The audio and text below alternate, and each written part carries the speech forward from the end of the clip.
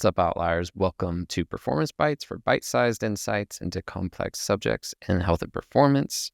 Today, we're going to take a dive into protein. So when we look at protein, we are looking at ourselves. We are made of protein. So structural component to our bodies, super important for muscular repair, super important for satiation. A lot of times when we hear, eating protein, we associate it with animal sources. All these things we're going to get in. So muscle repair is probably the first thing most people think of when they think of protein and ingesting protein. But something that's also pretty cool about protein is its thermal effect of food, or TEF. So what this is essentially when we consume food, doesn't matter which macronutrient it is, be it fat, carbs, or protein, there is a thermal effect inside the body for the breakdown of that digestion. So protein has a much higher thermal effect than the carbohydrates and the fat. So protein is roughly 20 to 30%, meanwhile carbs are about 5 to 10 and fat is about 3%. So what this really means is if we ingest 100 calories of protein, which is 25 grams, because 1 gram of protein is worth 4 calories, similar to carbs, which is exactly 4 calories, but fat is 9 calories. Anyway, so when we ingest 100 calories of protein, we're going to lose roughly 20 to 30 calories to digestion, essentially. And then we could look at that the same way for carbohydrate and also fat. Now, what this really is doing is helping with our metabolism, because it is helping to burn more calories in that sense. But it doesn't necessarily mean that you're going to burn more fat or anything like that. It just means that there's a larger caloric cost to consumption of protein than there is carbohydrate and fat. Protein is also very satiating, so it can help with fending off hunger a little bit more than carbohydrates do, and same with fat sometimes. So I had this really good description of these 3 macronutrients described to me once, and the way it was described was if there's a fire and you have wood on it, your wood is burning kind of like how fat would burn. So it has duration to it. It's a little bit slower. It's long lasting. Meanwhile, if we were to pour lighter fluid on the fire, that would be more of our carbohydrate, big, explosive, very powerful, but also goes away fairly quickly. In this sense, if it doesn't like the forest on fire, of course. But then protein was described as a piece of rebar or metal put into the fire. So it can eventually melt, become liquefied, and burn, but it's going to take a lot more for that to happen. And it's more structural. So that was kind of something that I was told about a while ago. And it always kind of stuck with me in that way, because protein is the building block of our body and our muscles, which make up the majority of our body. So when we look at it that way, it makes a lot of sense of why it's so important to get enough protein, because that's what we are. Now, protein also affects other things like our immune system, our hormones, and stuff like that. So if we're not getting adequate protein, doesn't matter what diet you subscribe to, not getting enough protein can be pretty harmful to the health overall. Now, how much protein does one need is always kind of the question that follows this. And it really depends. Every individual is going to be different. So I'm going to read off some recommendations from the NSCA, and then we're going to talk about those recommendations. So the NSCA recommends for sedentary individuals 0.8 to 1.2 grams per kilogram. So this is going to, we convert this to poundage, it's going to be roughly half a gram per body weight is kind of what that is looking at, because a kilogram is 2.2. So about half a gram per body weight. That's a fairly low recommendation, especially even though, because like sedentary people, if they're not active, doesn't mean that they don't need protein. They still need adequate amounts of protein. But that's going to be fairly low. So if we were looking at like a 160-pound person, that would only be 80 grams. That's not a lot of protein. Considering like an egg has 6 to 7 grams in it. So if you have, 3 eggs, you're at 20 grams or so. So it's not quite enough. And this is my opinion, of course, based upon that recommendation. Now, endurance athletes, 1.2 to 1.4 grams per kilogram. Once again, that's fairly low because that's about half. So for athletes, that's something that has been kind of changed over time as we see that athletes and older individuals are much more in need of protein because of muscular breakdown in both cases, but breakdown for different reasons. Obviously, as we age, the breakdown of muscle happens naturally, and a lot of it's hormone-based. So people that are of older age typically need to ingest enough protein to replenish what is being lost. And it's the exact same thing when it comes to an athlete because of the amount of breakdown that is occurring for an athlete in their training, their competition, whatever it is. Now, when we look at a strength or power athlete, the recommendation is 1.6 to 2.2 grams per kilogram. So that's now getting closer to what I would say and what I usually recommend for people as far as more of a 1-to-1, so 1 gram per pound of body weight, but there's a little bit of a caveat with that. So that's like a pretty general recommendation that floats around a lot nowadays is 1 gram of protein per pound of weight. So myself, I weigh 170 pounds. So if I needed to look at my proteins, like, 1-to-1 would just be 170 grams. However, a better recommendation that I like to work with and has validity behind is 1 pound per lean mass pound, or 1 gram per lean mass in the body. So if I look at my body fat percentage, I'm not quite sure what that is, but for quick, easy math, we're going to call it 10%. So 10% of 170 is 17. So I would take 17 off the top there. That would give me 153. So my goal would be to get 153 grams of protein. That recommendation usually sits a little bit well because it's kind of tough. Because say you have an individual that is of plus 200 pound range and they have extra weight that they're carrying around. Their weight loss goal might be to drop down below that, or it might be to gain more muscle. It just depends on the individual. But if they're carrying around a lot of extra body fat, that percentage is going to be higher. Therefore, they might actually be ingesting too much protein based upon their lean body mass because they might only be packing around 165, 170 pounds of lean mass, but they're ingesting 200 grams of protein. So that recommendation of 1-to-1 doesn't really always float well. I always say like lean mass. And if you don't know your body fat percentage, that's totally okay. It's pretty easy to get an estimate. I always tell people it's like if you just Google pictures of people and certain body fat percentages based upon those individuals, you can start to get kind of an idea of where you hang out around. But for the NSCA, their recommendations are always going to be based upon a bunch of different studies, a bunch of different numeric things and whatnot. So I usually don't worry too much about that.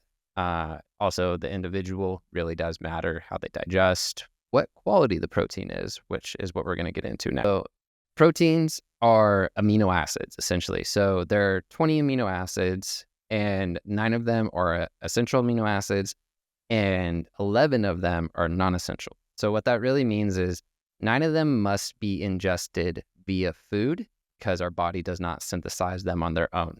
Meanwhile, the other 11 are actually synthesized in the body through the gut, microbiome, and a bunch of different processes. So the 9 that we need typically are going to come from complete protein sources. Animal products is the main protein source that are whole. There are some plant protein sources that are complete, but for the most part, we're going to see a lot of animal sources carry all 20 of those amino acids, largely because usually when we're consuming an animal source, it's going to be in meat, which is muscle, which is identical in structure to the muscle that we also carry. Now, there's a lot of things that actually are derived from our amino acids. A popular pre-workout is beta-alanine. Now, alanine is actually one of the 11 non-essential amino acids. So when it is structured with a beta on it, it creates a little bit different of an absorption and can be used to help convert sugars to energy and stuff like that, which is pretty cool. Creatine is another one of those things that is actually just structured with amino acids. So it's arginine, glycine, and methionine. I probably botched that. Methionine. So those ones make up creatine, which makes a lot of sense because our muscles carry creatine in them. So structurally, it would make sense that we would get a structure from amino acids for creatine as well. Now, as far as supplementation goes, there's some interesting things because we hear a lot about like BCAAs.